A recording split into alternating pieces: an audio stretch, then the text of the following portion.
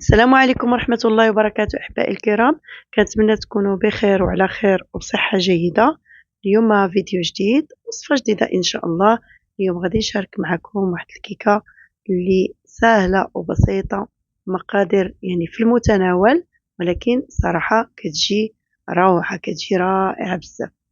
إذا لهاد الوصفة هذه غنحتاج مقادير اللي ممكن تواجد في كل بيت، والتحضير طريقة سهلة ما فيها حتى شي تعقيد. إذا غادي نحتاج 2 بيضات، قطرات ديال الخل، ساشي ديال الفاني، وساشي ديال الكاكاو المر، وعندي 2 خمارات ديال الحلوى، الدقيق بطبيعة الحال حسب الخليط، ونص كاس ديال زيت المائدة، كاس ديال الحليب، وكاس ديال سكر حبيبات أو سكر سنيدة. إذا خليكم معايا، تبعوا الفيديو من الأول حتى الأخير. وندوزو دابا لطريقة التحضير. كناخد الإناء اللي غادي نخدم فيه، وغنبدا بطبيعة الحال بالبيض. هاد الكيكة ما كتحتاجش البيض بزاف، يعني كنستعملو 2 بيضات فقط،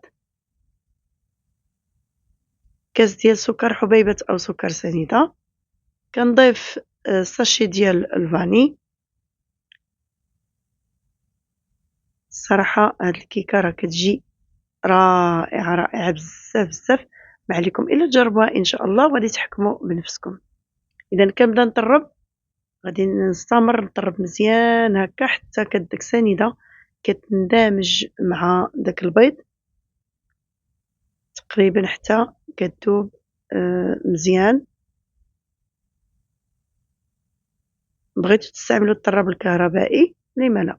اذا حنا كنديروا الاشياء البسيطه باش حتى الناس اللي ما عندهمش يعني ممكن انهم يحضروا هاد الكيك.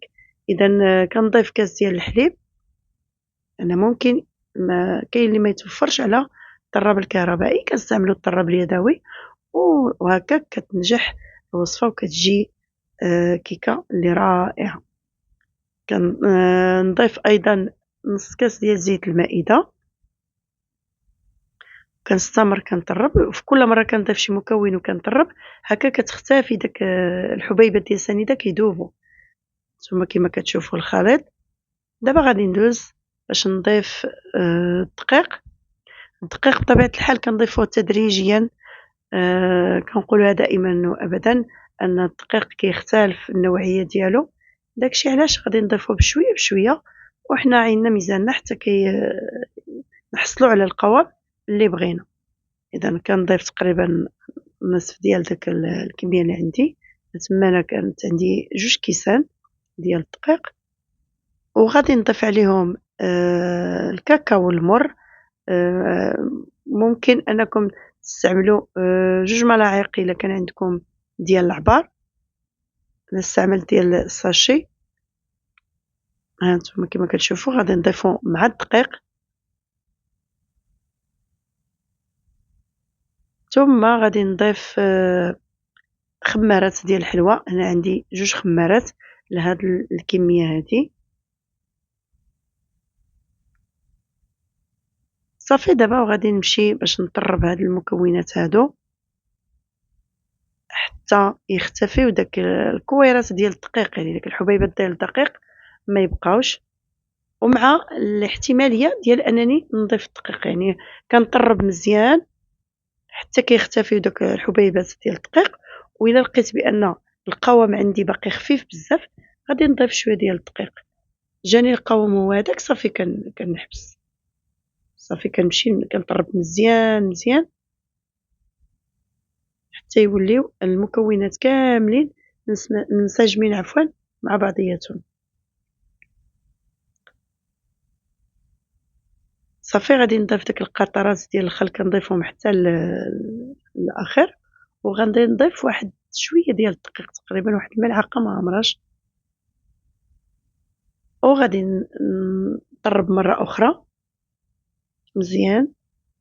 دابا كنظن ما غاديش نضيف الدقيق. صافي القوام هو هذاك، يعني ما يكونش ثقيل ما يكونش خفيف بزاف، وكنحرص على انني نطربو مزيان مزيان. هانتوما كما كتشوفوا القوام هو هذا ديال الكيك ديالنا. صافي دابا غادي نمشي ناخد المول اللي غادي ندخل الفران، كندهنو بالزبدة ونرشو بشوية ديال الدقيق وكنفرغ الخليط، مع العلم أنني كنكون سخّنت الفران من قبل. صافي كنفرغ الخليط بهاد الطريقة. هانتوما كتشوفوا الطريقة يعني ساهلة وبسيطة، مكاينش شي حاجة اللي معقدة ولا صعيبة. صافي دابا غادي نمشي غندخل الكيك ديالي حتى يطيب مزيان ومن بعد نرجع معكم باش نكملو التزيين. إذا هانتوما كتشوفوا بعد ما طاب الكيك ديالنا يعني طاب مزيان، دابا غادي ندوزو لطريقة ديال التزيين. كناخد واحد الكاسرول كما كتشوفوا وغادي ندير فيها الحليب، تقريبا غادي ندير يعني 3 ديال الكيسان ديال الحليب عامرين. صدقوني هاد الكيكه هادي راه كتجي رائعه، كتجي لذيذه بزاف وخفيفه في نفس الوقت. صافي كنفرغ هاد 3 ديال الكيسان ديال الحليب، غنضيف عليهم سكر حبيبات او سكر سنيده. هانتوما كما كتشوفوا هنايا عندي 3 ديال الملاعق ديال سكر حبيبات او سكر سنيده. من بعد غادي نضيف عليهم الكريم باتيسير حتى هي فيها 3 ديال المعالق كبار، المقياس اللي كتشوفوا هانتوما كما كتشوفوا. وغنضيف ايضا واحد الساشي ديال الفلون بالنكهه ديال الموز، النكهه ديال البنان، كيعطيها واحد المذاق زوين، واحد النكهه زوينه بزاف. صراحه انا جربته عجبني، داكشي علاش قررت انني نشاركو معكم.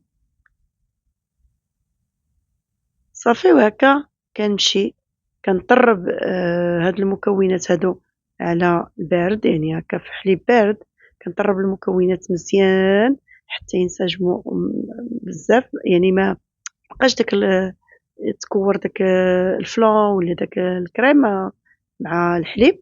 وعاد من بعد غادي نهز الكاسرون غادي نديها فوق البوطه حتى يعقد الخليط ونرجع.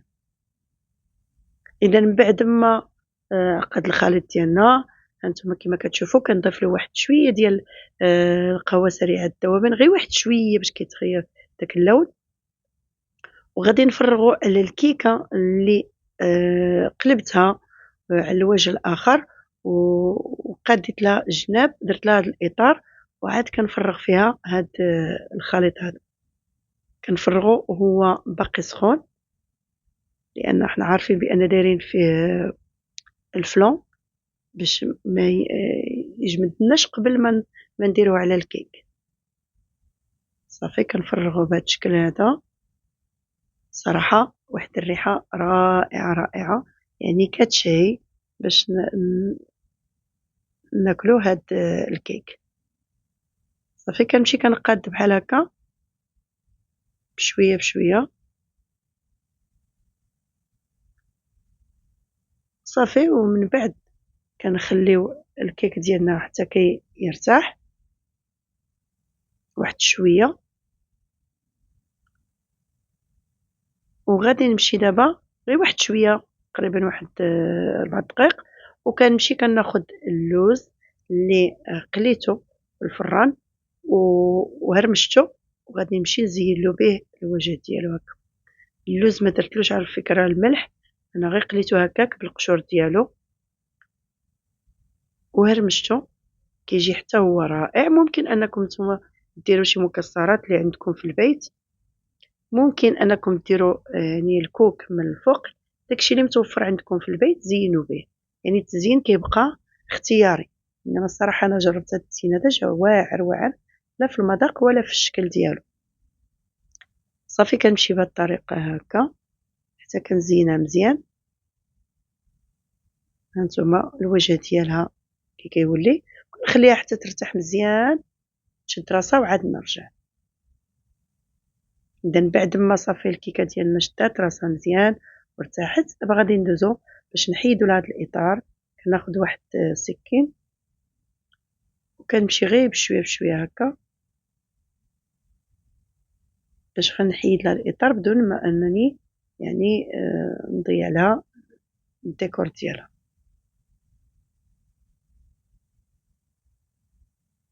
صافي دابا غادي نحيد الإطار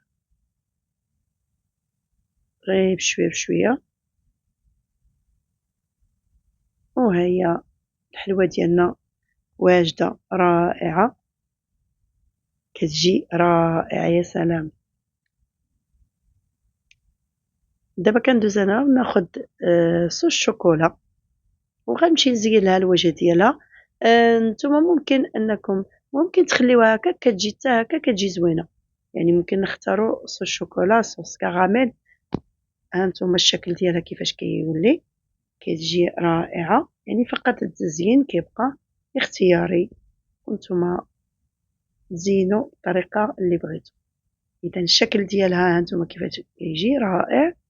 كنتمنى صراحة أنها تنال الإعجاب ديالكم وتجربوها وتردوا عليا الأخبار، يعني شكلها رائع رائع.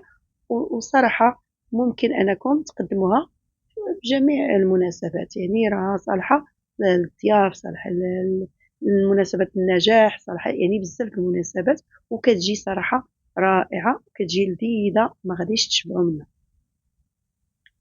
كنتمنى أنها تنال الإعجاب ديالكم، وإذا عجبتكم الوصفة ديال اليوم ما تنساوش تدعمونا بلايك. الدعم ديالكم راه مهم بزاف لينا باش نزيدو لقدام. وإلا كنتو كتزوروا أول مرة القناة ما تنساوش تضغطوا على زر الاشتراك تفعلوا الجرس باش هكا يوصلكم كل جديد. هانتوما كتشوفوا منين تقطعات كيفاش كتجي روعة. شكرا وإلى وصفة أخرى بحول الله.